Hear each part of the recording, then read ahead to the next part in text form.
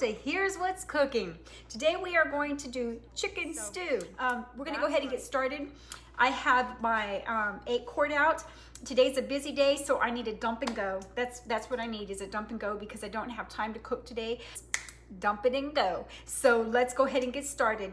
I've got my peanut oil in here, and what I'm going to do is, right now I've got potatoes, chicken, bell peppers, and onions. I'll put the rest of the vegetables in about 2 minutes before I serve it, because they're frozen and I don't want them to get soggy. I'm going to go ahead and put this down so that way you can see what's going on, because that's what matters. All right, let's take a look.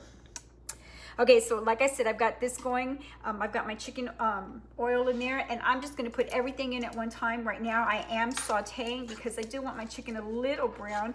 I've already cut it up, and what I used, the type of chicken I used was you buy them in a bag at Walmart or Sam's or Costco's, and they're the little tenderloins. They're not the full breast, they're like the chicken strips. And I buy those because those are most economical and less slimy to work with when you gotta cut them, because I'm not a big fan of touching meat. All right, so I'm gonna stir that up a little bit, let that get in there.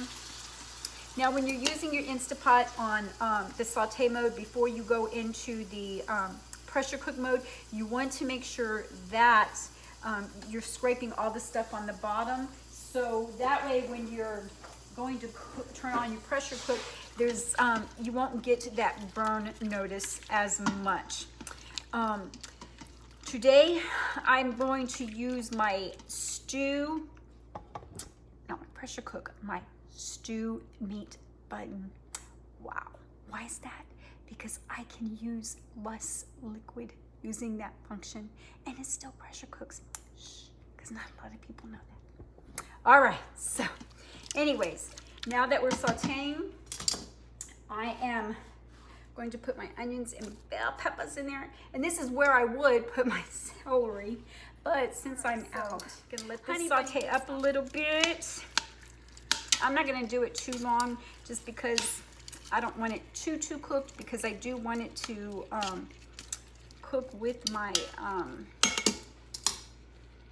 right, so I'm just gonna go ahead and throw this in here. I've also got, I forgot to tell you, that garlic, that, here's a better, I got about a tablespoon of the minced garlic. You know me, I'm gonna have my garlic in here. And I don't know why I say garlic, I always do, I don't know why. So, just one of those things. All right.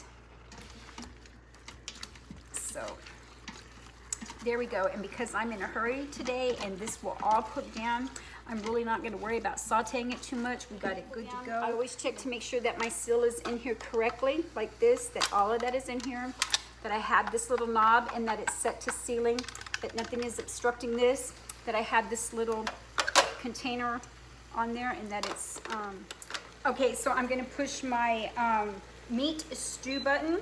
I've got it on there for about 45 minutes. I don't need a lot of time, only because it is chicken, and the chicken is in chunks, so it won't really need a lot of time to cook, unlike beef where you would need a little bit longer of a time to cook. But since it's just chicken, and plus I want to make sure that I don't have anything burning on the bottom, since I did use my saute button. Now, on the beef stew, it's always been since I've used it, that I've not had a problem with it. You know, I guess different pressure cookers, I don't know, but I'm going to put just a little bit of beef broth in here. It doesn't, on the meat stew button, I find that I do not have to use as much liquid as I do in the pressure cook mode. So there you go, just look at that. And that's about all the liquid I'm going to use for right now. The thing that's going to take the longest to cook is the potatoes, but they'll cook within that time. So then it's going to go into the keep warm mode, and I'll let it sit there until in the keep warm mode, letting it meld together.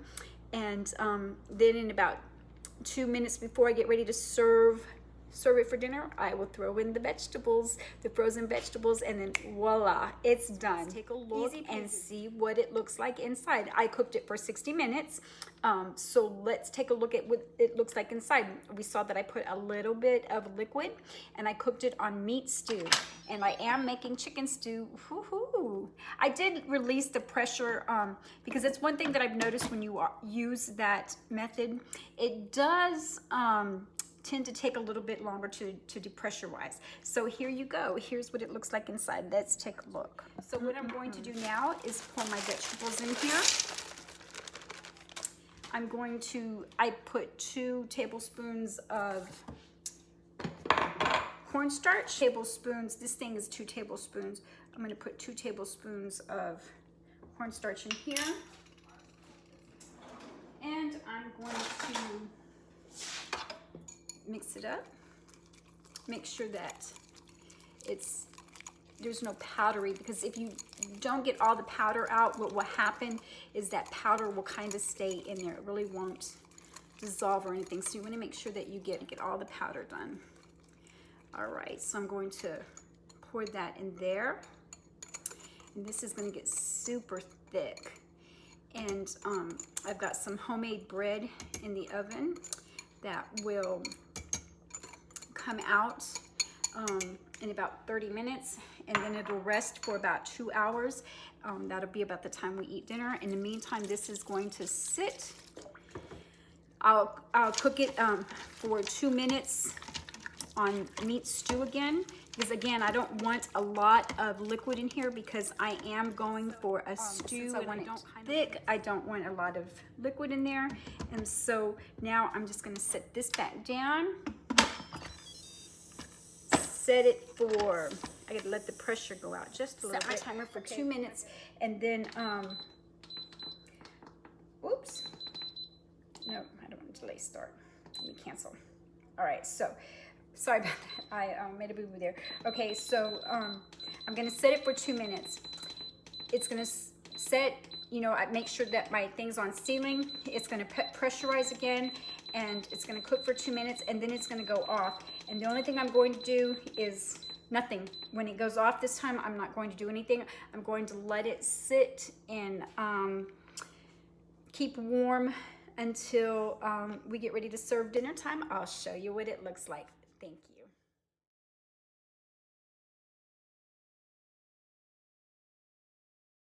It's done. Easy peasy. All right, thank you for watching us here at Here's What's Cooking, and we'll see you soon.